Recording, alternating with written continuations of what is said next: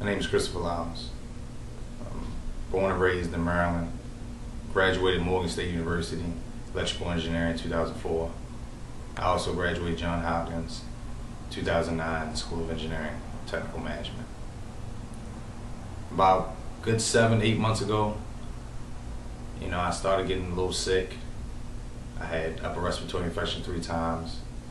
I had pneumonia once. I had bronchitis twice. So I ended up going to the doctors. Every month I was going to the doctors, every month. And finally I went to a specialist and they told me that I needed to get a CT scan. So I went ahead and got the CT scan. They said it was actually a tumor that was in my throat. I took a pulmonary function test and it shows how you are breathing, how much air you're taking in, how much air you're pulling out, pushing out. Within that, I was only blowing out 20% of what I was actually supposed to be blowing out. So my airway was being closed off. So the tumor was actually closing my airway off.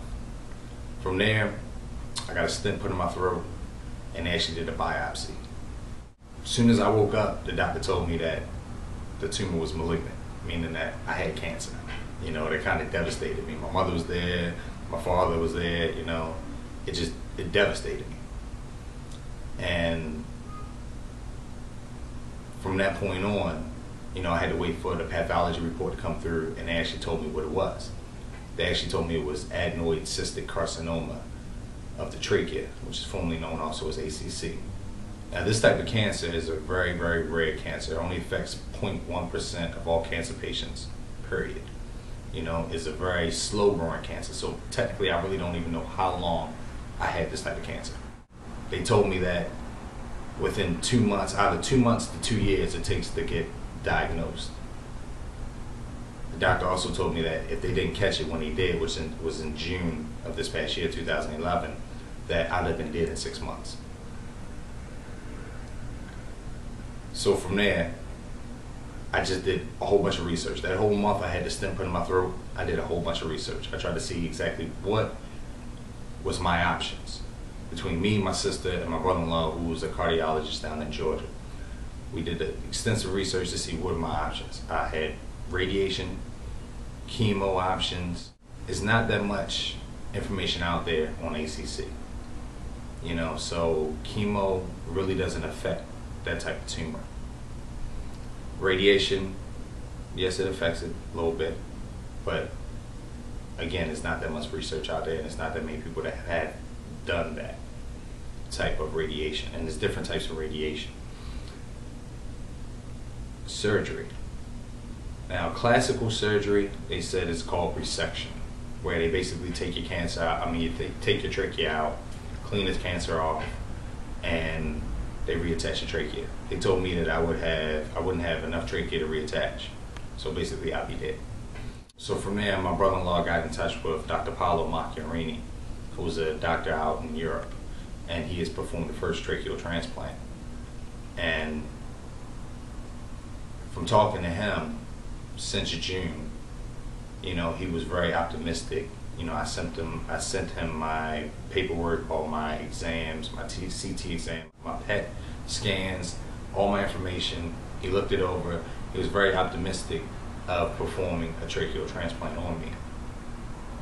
Now, the type of tracheal transplant that I will be receiving is the one where they use your stem cells and they use a synthetic material to replace your trachea.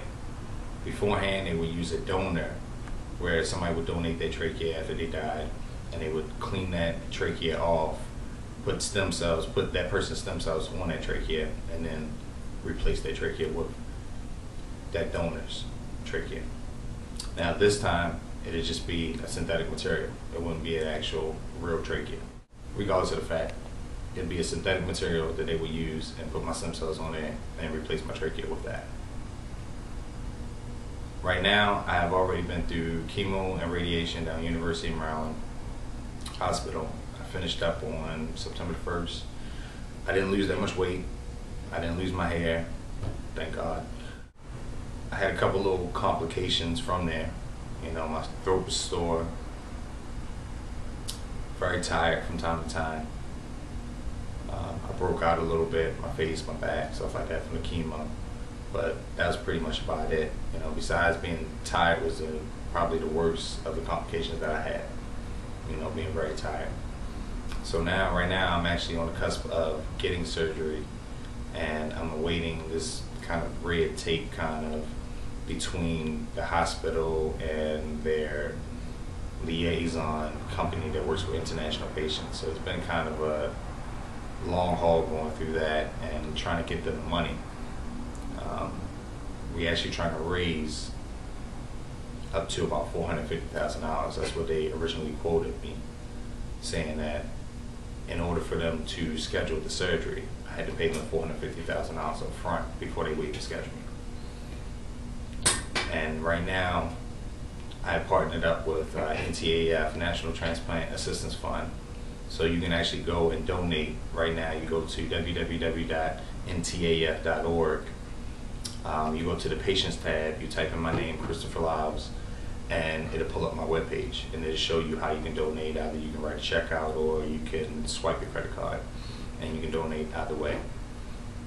We have also partnered up with Flow Nation, who's a nonprofit organization that deals with obesity, and they are very willing in helping us out, helping me out in raising funds. So you can go to www.flownation.org and you can donate there also to my situation. Since I've been diagnosed, I have talked to a lot of people that have had cancer, or they have had family member or a friend have had cancer, and every last person said, you gotta be upbeat, you gotta keep your spirits up, you gotta have prayer. I have a 4-year-old. I'm not going anywhere. I want to see her grow. I pray to God every single day, you know, that He gives me the grace to wake up the next morning and